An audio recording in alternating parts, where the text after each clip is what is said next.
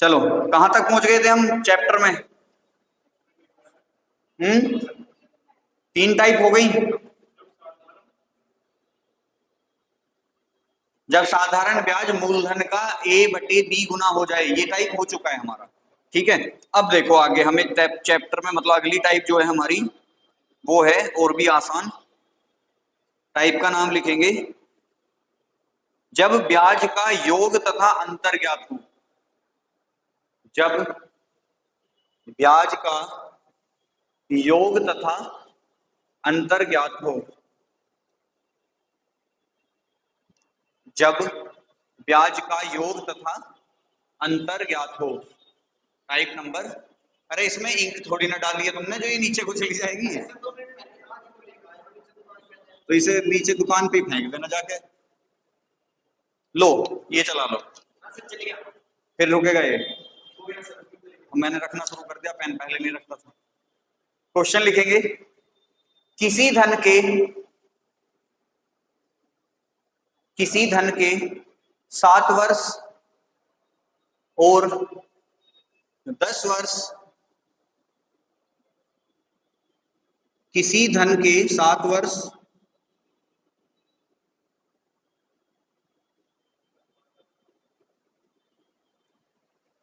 मैं भी लिखूंगा सवाल एक। किसी धन के क्या लिखा है 7 वर्ष और 10 वर्ष के साधारण ब्याजों का अंतर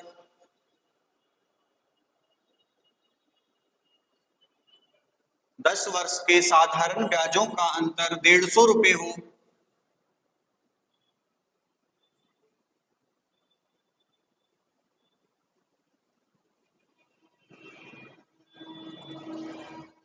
अंतर 150 रुपए हो तो वह धनराशि ज्ञात कीजिए।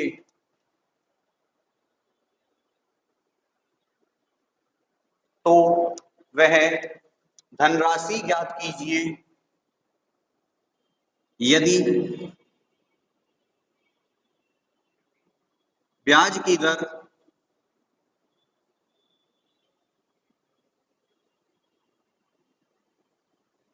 5% वार्षिक हो।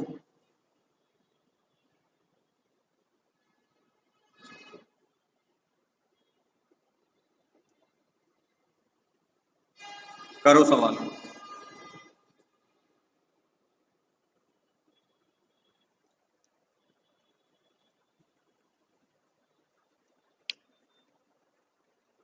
दस वर्ष के साधारण ब्याजों का अंतर कितना है? 150 रुपए हो तो वह धनराशि ज्ञात कीजिए यदि ब्याज की दर 5% हो। हमने मान लिया कि भाई लेट प्रिंसिपल कितना है 100, रेट कितना है 5%, टाइम कितना है 7 वर्ष है और 10 वर्ष है। हमें क्या निकालना है? ऐसा ही निकालना है। अब एक बात बताओ, पीआरटी अपॉन एसआई बराबर क्या होता है?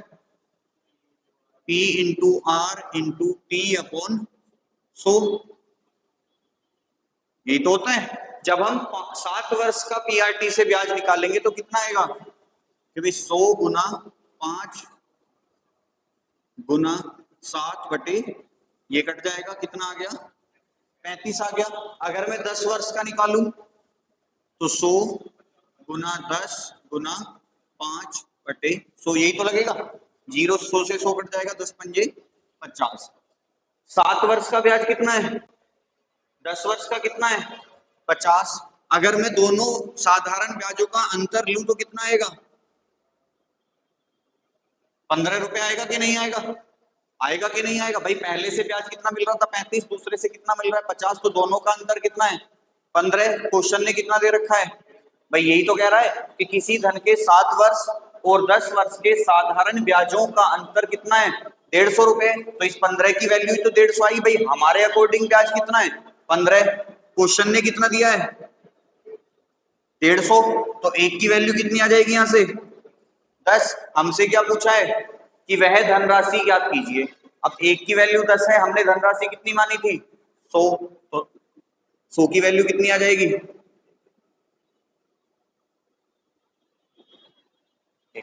ये तो हो गया देखो इसका ट्रेडिशनल मेथड, ठीक है।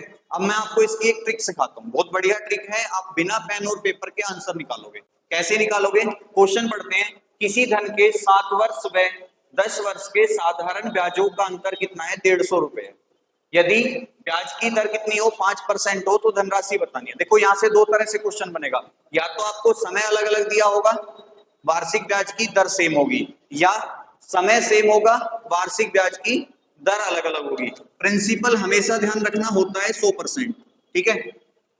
जैसे इस प्रश्न, अब क्वेश्चन बनेगा भी दो तरीके से, या तो वर्षों का अंतर दे रखा होगा या वर्षों का योग दे रखा, मतलब या तो साधारण ब्याज का अंतर दे रखा होगा या साधारण ब्याज का क्या दे रखा होगा? योग दे रखा होगा। अब यहाँ पे हमें अगर अंतर दिया है तो हम अंतर निकाल लेंगे। 7 और 10 का अंतर कितना?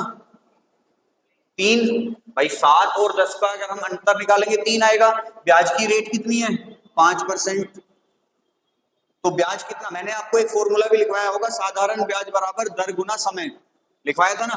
तो ये क्या है? दर, ये क्या है? समय। तो 5 दिया और 15% की वैल्यू कितनी आ जाएगी आपकी? 150। 1% की वैल्यू कितनी आएगी? 10। तो 100% की वैल्यू कितनी आएगी? बराबर। तो ये आप विद इन सेकेंड आप अपना आंसर निकाल सकते हो, यही आपका क्या हो जाएगा? आंसर हो जाएगा, ठीक है। अगर अंतर दे रखा है तो वर्षों का अंतर ले लो, दर से गुना कर दो, ब्याज का अंतर निकल के आएगा। यहाँ क्वेश्चन आ सकता है कि साधारण ब्याजों का योग, तो आप क्या करोगे? वर्षों का योग कर लोगे, दर से गुना करोगे। सपोज करो यही क्वेश्चन ऐसे आ जाता कि भाई किसी धन के 7 वर्ष व 10 वर्ष के साधारण ब्याज का योग, 150 तो नहीं बनेगा, उसका आंसर बड़ा आएगा। मान लो 170 आ जाता, हालांकि 1700 आएगा कम से कम ये, ठीक है। तो हम क्या करते? 10 और 7 17, 17 गुना 5 ये बन जाता 85, और इस 85 की वैल्यू मान लो 1700 हो जाती, ठीक है। तो एक की वैल्यू कितनी आती? 85 दूनी 170, 20, 20 गुना 100 बराबर हम 2000 बना देते, ठीक है। लेकिन फिलहाल हमें अंतर पे दे रखा है तो अंतर से करेंगे। तो ये भी नोट कर लेना पहले, फिर ये करना, तब आंसर आएगा, ठीक है।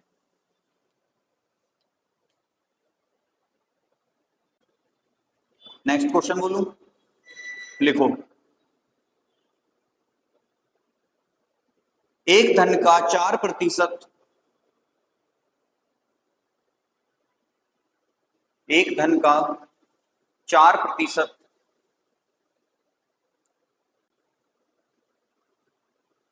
वार्षिक ब्याज की दर से, 4% वार्षिक ब्याज की दर से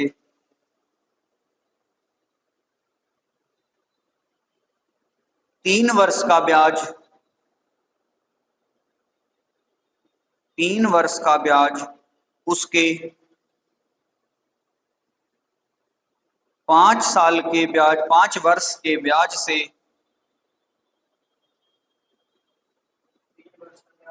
उसके 5 वर्ष के ब्याज से 400 रुपए कम है,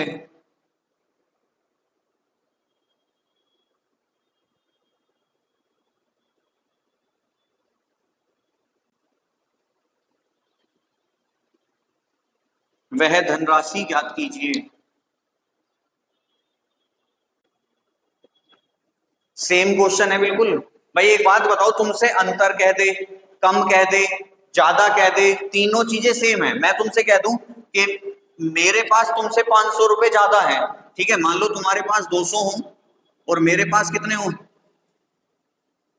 700 हो, और मैं तुमसे कहूं कि मेरे पास तुमसे 500 रुपए ज्यादा है, तो इसका मतलब भी क्या है कि हम दोनों का जो अंतर है वो 500 रुपए है।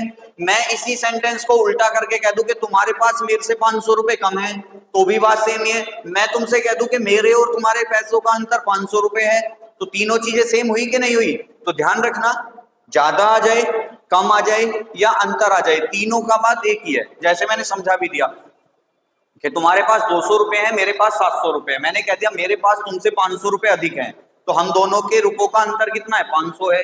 तुम्हारे पास मुझसे 500 रुपए कम है, तो भी सेम है कि अंतर दोनों का कितना है? 500 है। मैं कह दूं तुमसे कि तुम्हारे और मेरे पैसों का अंतर 500 रुपए है, तो भी बात एक है। तो तीनों में सेम कंडीशन लगेगी यहाँ पे है जी। आ गया? अब तो आ ही जाता, असली खेल तो यही था यहाँ पे कि गुरुजी ने तो अंतर बताया था, ज्यादा कम वाली तो बताई नहीं।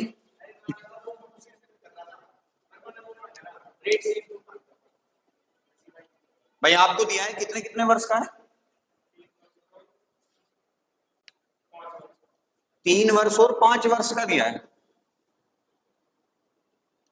तो आपको पता है 3 वर्ष और 5 वर्ष का अंतर कितना? 2 वर्ष। ब्याज की रेट कितनी है? तो 2 गुना सॉरी 4 कितना आ जाएगा? 8% की वैल्यू कितनी है? 1% की वैल्यू कितनी है? 100% की वैल्यू कितनी है? बस एक लाइन में सवाल खत्म। ठीक है, अब जितना ही क्यों, मैंने आपको फॉर्मूला भी लिखवा रखा है कि ऐसा ही बराबर जो होता है वो रेट इनटू टाइम होता है हमेशा। तो वही तो लगाते हैं इसमें भी हम कि रेट इनटू टाइम बराबर ऐसा ही, तो वो ब्याज का अंतर ही निकल के आ जाता है हमारा, क्योंकि साधारण ब्याज जो होता है वो हर साल इक्वल मिलता है, उसमें कोई बदलाव होता ही नहीं है। नेक्स्ट क्वेश्चन लिखो, वह धनराशि ज्ञात कीजिए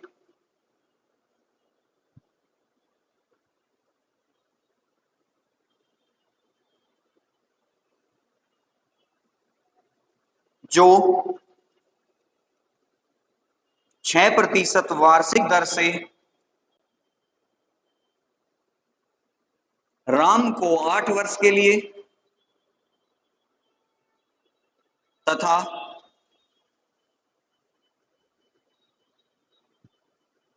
श्याम को 10 वर्ष के लिए बराबर मात्रा में दी गई थी। यदि उन दोनों से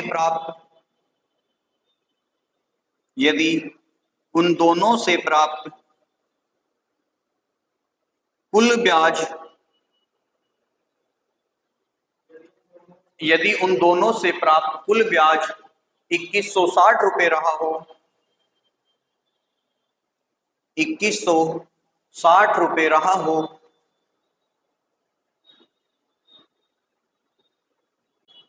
अगर इससे आसान कोई टाइप हो तो तुमसे तो वो भी ना हो। क्यों भाई, एक बात बताओ, देखो क्वेश्चन ने क्या दे रखा है कि दोनों से प्राप्त कुल ब्याज कितना है? 2160, मतलब दोनों के ब्याज का योग दे रखा है।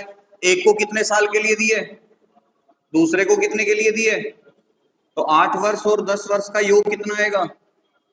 आएगा कि नहीं? और ब्याज की दर कितनी है? तो गुना ब्याज कितना मिल गया? प्रतिशत। क्वेश्चन ने कितना दिया है? एक की वैल्यू कितनी आएगी? आपको पता है 108 दूनी होते हैं 216, तो 1% बराबर 20 और 100% बराबर कितना? 20 गुना 100 बराबर 2000। क्या दिक्कत है इसमें? फिर क्वेश्चन क्यों नहीं हो रहे? लिखो नेक्स्ट क्वेश्चन, और इस बार आंसर केवल गर्व देगा। किसी धन के 6% वार्षिक दर से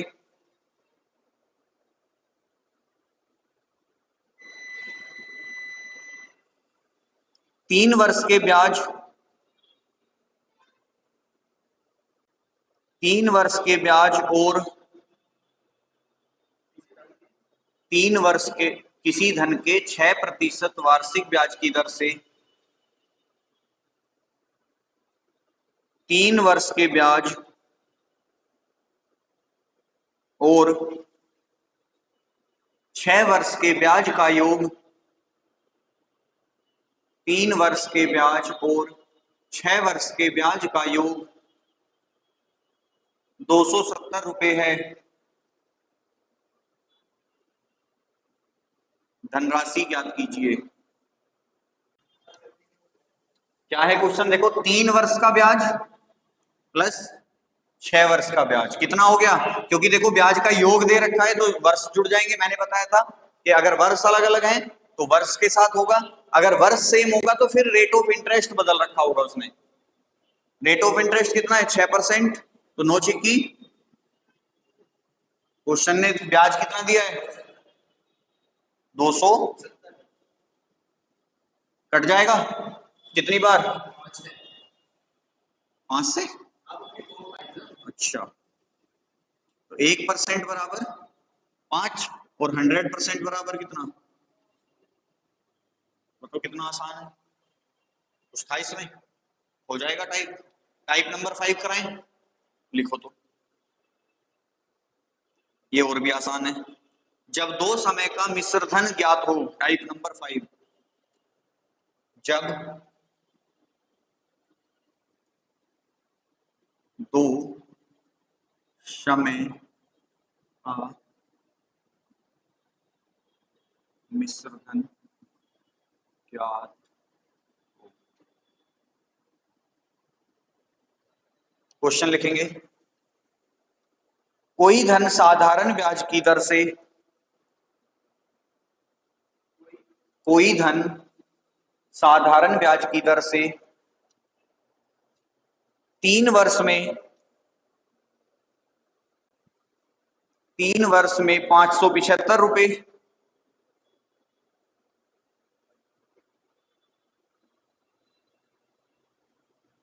तथा 5 वर्ष में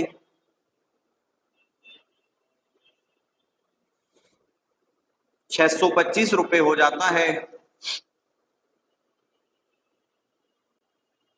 ब्याज की वार्षिक दर ज्ञात कीजिए। प्रत्येक वर्ष एक तो बराबर बराबर मिलता है, बताया था कि भाई साधारण ब्याज जो होता है वो हर साल इक्वल इक्वल मिलता है। अब क्वेश्चन में जो दे रखे हैं, हमें क्या दे रखे हैं? मिश्र धन दे रखे हैं कि भाई 3 वर्ष में कितना हो गया,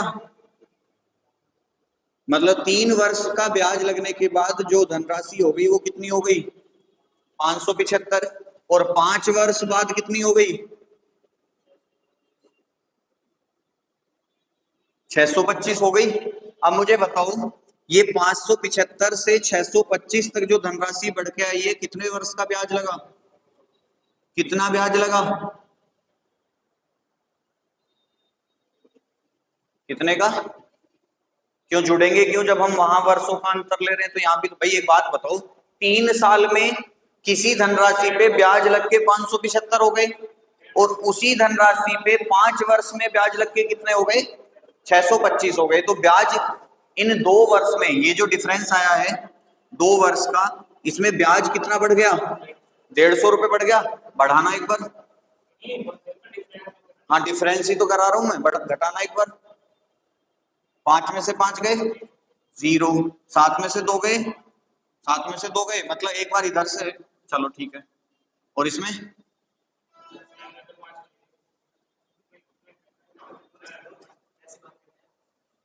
मतलब कुछ भी करोगे, जो जी में आ रही है वो कर देंगे हम। कितनी बार बताया, बड़ी संख्या में से छोटी संख्या घटती है, तो इसमें से ये घटेगी। अब यही 5 से 5 जाएगा 0, लेकिन 2 से तो 7 नहीं घटा सकते, तो हासिल आ जाएगा ये 12। 12 में से 7 जाएगा 5। अब ये भी 5 हो गया, ये भी 5 है, 0 है। ठीक है, अगर मैंने उल्टा लिख देता तो तुम वैसे कंफ्यूज हो जाते। तो 3 वर्ष में 575, 5 वर्ष में 625, मतलब 2 साल में कितने रुपए का ब्याज लगा? तो 1 साल में कितने का लगा होगा? यहां तक दिक्कत कोई? तो 3 साल में कितना लगा होगा?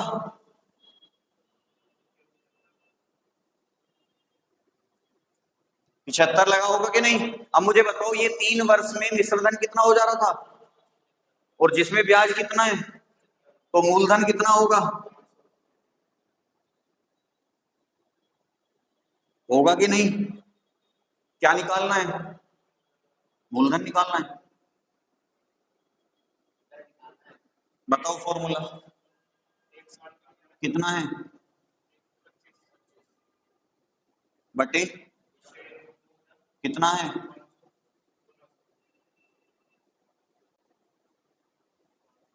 अगर मूलधन ही पूछता तो सवाल यहां खत्म हो जाता। रेट पूछा है तो सवाल यहां खत्म। समझ में आया? हो गया। नेक्स्ट क्वेश्चन बोलूं, लिखो।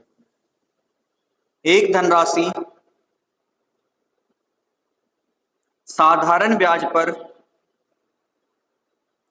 2.5 वर्ष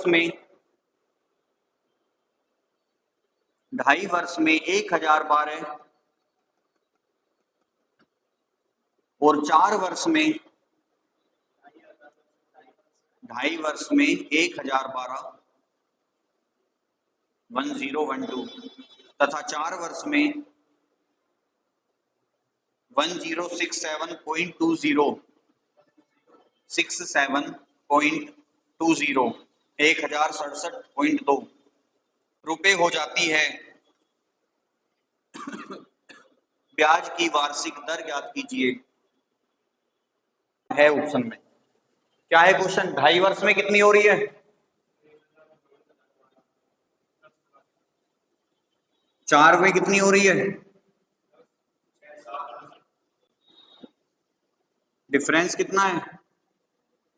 1.5 वर्ष का ही तो है। कितना अंतर है यहाँ पे? 54.8 या 55.2। फिर छोटी संख्या में से बड़ी संख्या घटा रहे हो, जब बड़ी में से छोटी घटानी है तो 7 में से 2 जाएगा तो 5 बचेगा, 6 में से 1 जाएगा तो 5 बचेगा, 10 में से 10 जाएगा तो 0। और ये तो खुद बड़ी संख्या के साथ है, तो ये तो ऐसे कैसे ही रहेगा। अगर ऐसे नहीं घटा पा रहे हो तो भाई ऐसे घटा लो। अब बताओ, घटाना एक बार इसे कितना आएगा? यही आ रहा है हमारा, तो तुम्हारा कैसे ना आया? पॉइंट से पॉइंट हट जाएगा। सोल्व करो, इसे कितना आ रहा है? 15 दिया 45, बचा कितना? 10, 15 छिक्का 90। क्या कर दिया मैंने? सही कर रहे हैं। बचा कितना आगे? पॉइंट। अब कितना बच गया? 15 अट्ठे 120। तो 1 वर्ष का ब्याज कितना है? 36.8। हमें कितने का चाहिए भाई? सबसे पहले तो 2.5 वर्ष का उसमें से माइनस करना है, तो गुना 2.5, 25 अट्ठे 200 की 0 हासिल को 25 सिक्का 150 और 20 170 हासिल को 17 25 की 75 10 85 और 7 92। 2 अंकों के बाद दशमलव है तो हम भी लगा देंगे। 2.5 वर्ष में कितना ब्याज आ गया? 92। 1012 में से माइनस कर दो, कितना बचेगा? कितना? 920। पक्की बात है, क्योंकि 2 से देखो 2 घट जाएगा। ठीक है, अब बचा कितना? 1010। 1010 में से 90 घटाना है तो कितना बचेगा? 920 ही तो बचेगा। तो 920 क्या आ गया हमारा? प्रिंसिपल। 1 साल का ब्याज कितना आया था? 36.8। रेट निकाल लो। 36.8 बटे 920 गुना 100। 1 जीरो से तो ये 0 खत्म हो गई, 1 जीरो से ये पॉइंट खत्म हो जाएगा। ठीक है, 23 चौका 92, 23 से कट जाएगा, 23 से कम 23। अच्छा 92 चौका 9 चौक 36, 2 चौक 8, बिल्कुल 92 चौका आ जाएंगे आपके। अगर 92 से नहीं काट पा रहे हो तो 4 से काट लो या 23 से काट लो, क्योंकि 23 से जब इसे 4 से काटोगे तो ये बन जाएगा 23 और ये बन जाएगा 4 नीम 36, 4 दूनी 8 और देखो 23 चौका 92 होते हैं। तो कोई से भी तरीका है, दोनों सेम है, कोई दिक्कत। काटना आपकी जिम्मेदारी है, कैसे भी काट लो। इसमें पॉइंट आ गए थे तो इस वजह से फंस गए हैं।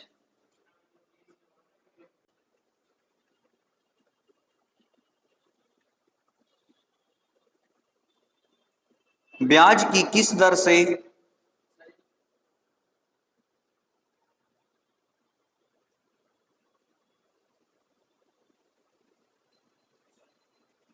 ब्याज की किस दर से कोई धन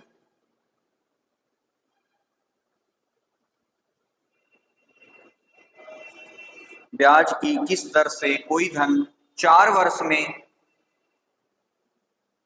928 रुपए 4 वर्ष में 928 रुपए तथा 6 वर्ष में 992 रुपए हो जाएगा। 992। 6 वर्ष में 992 रुपए हो जाएगा। क्या है क्वेश्चन?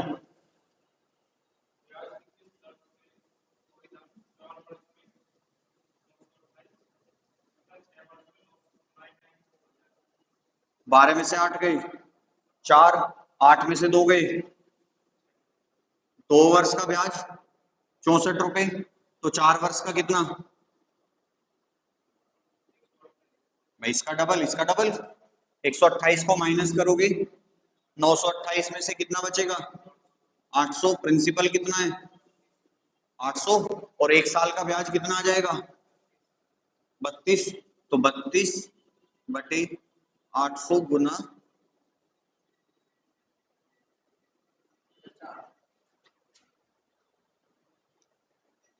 नेक्स्ट।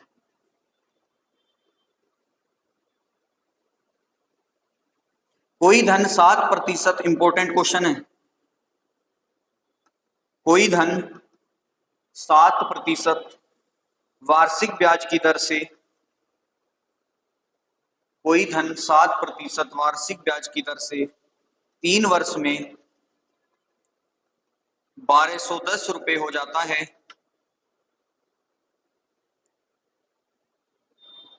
तो कितने वर्षों में 1350 रुपए हो जाएगा?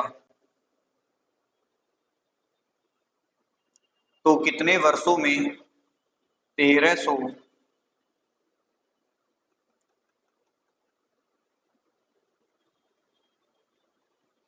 1350 रुपए हो जाएगा?